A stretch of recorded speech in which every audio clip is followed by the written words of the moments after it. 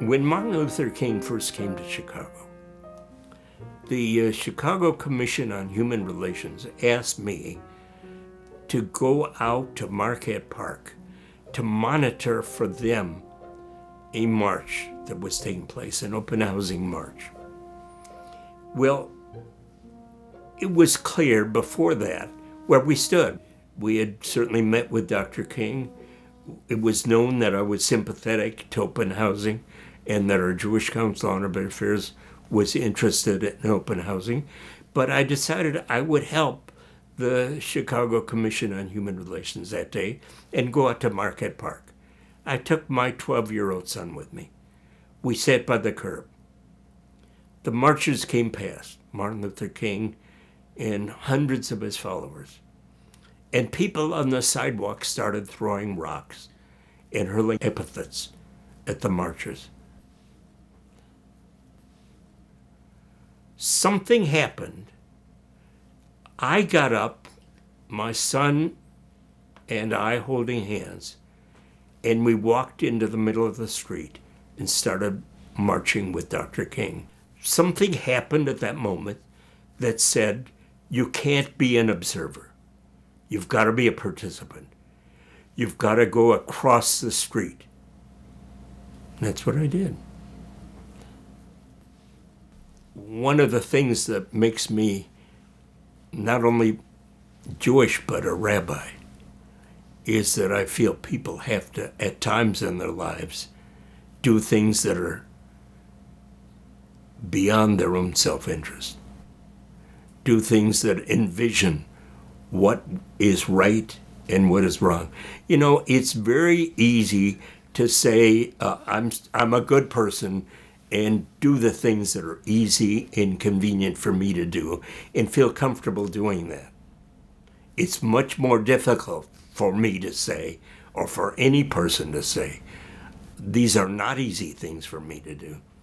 These are not things that are that are good in terms of my own self-interest, but are good in terms of a greater interest. I think people ought to get involved in the JCUA because they have a vision, because they have an understanding that more is at stake than their own self-interest, because they realize that Judaism is concerned not only with its own survival and with the territory overseas, but with the welfare of the world in which we live and the people of the world in which we live. I think it's important to understand that the people who have been opposed to our task have not been bad people, have not been evil people. They've been people who have not seen how it is important to create a world in which there is justice. You know, the book of Deuteronomy very beautifully and very prophetically says, justice, justice shalt thou pursue. And the rabbis have always had discussions about what does that double use of the word justice mean. Some of the commentary said it means justice for the litigants on both sides of an issue, justice for the judges and justice for the oppressed. I always like to say something a little bit different. It's easy to say justice. The second justice is to recognize how hard it is to really put your words into practice. I think people tire. I think their energies flag. It's easy to be enthusiastic about something at the very beginning, but to over a period of so many years maintain a constant stream of affection and commitment, and these are sacrifices. The people that have supported the Jewish Council on Urban Affairs have had hundreds of other causes that have clawed at them for support, and that the Jewish Council on Urban Affairs has been able to renew the commitment of so many very committed people in a population that does not have that many committed people, I think is a remarkable thing. I am proud of the council because it has survived. And surviving and talking about justice has not been an easy thing these past 50 years. Aren't we doing it now? Aren't the questions that we're asking right now opening the discussion? If people listen, Jeremiah used to lament that having eyes they see not and having ears they hear not. Well, we live in a world where people do have eyes and they do have ears, and they have to open their minds to what their eyes are seeing and what their ears are hearing, and that is that we have some important tasks that confront us. Environmental tasks, economic tasks, social tasks. These are things that we must not be afraid to face.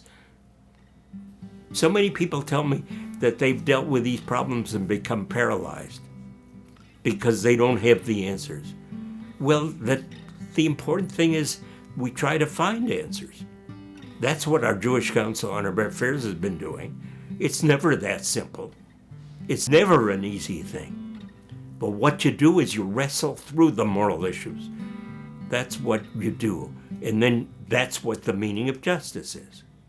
Again, I suppose that's why I like to say justice, justice. Because there's one thing that's easy to conceive, an absolute idea, but then how do you realize it? That's justice.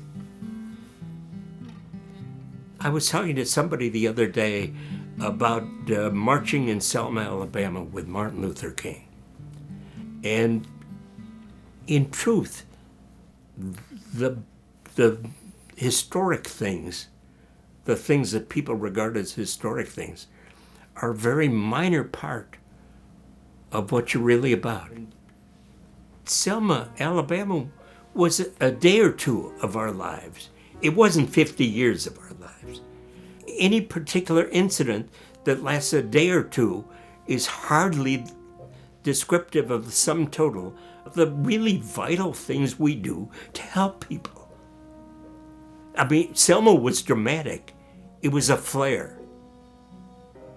But the Jewish Council on Urban Affairs is not a flare. It's the constant pilot light. What I'm really proud of is that we have been unafraid to confront power structures. And that's not been an easy thing to do. We've done it both in the city and nationally. We've said these are programs to power people that have affected the poor adversely. We've been concerned with giving poor people, powerless people, a voice. We've helped them determine their own fate. And we've done this with a certain faith on our part that has been most encouraging and has been a blessing to us and I hope to the people that we've helped.